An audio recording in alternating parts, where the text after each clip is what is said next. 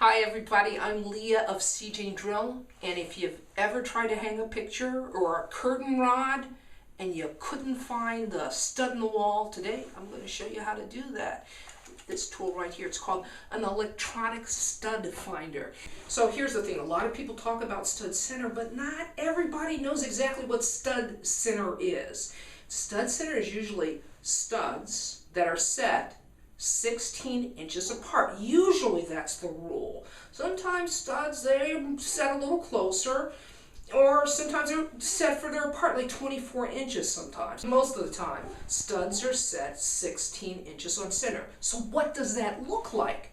Well, if you come with me, I'm going to show you. Okay, so here we go. It is from the center of one stud to the other. And so you'll notice that that 16 falls right in the middle of the stud.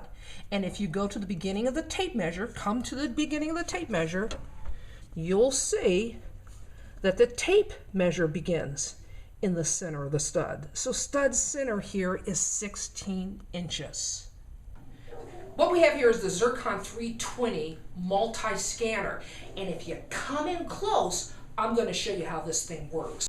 So let's get started with this thing. First, I'm going to select stud scan because that's what I'm going to look for. It looks for other things. It looks for, metal pipes in the wall. It looks for electrical current in the wall. This is a great tool to have, but we're going to be using it for the stud. So we've got it switched to stud scan. I'm going to turn it on its side. There's a button here, so we'll depress the button. And we're going to be ready to go. Now let's take it to a wall so I can really show you how this thing works. Okay, so I'm going to look for the stud in the wall now. So I'm going to push in the button, and now I'm just going to wait for the stud finder to calibrate. It's calibrated, and now I'm just going to start sliding it across. I'm looking for that stud now. It's going to let me know with the red light once I hit it.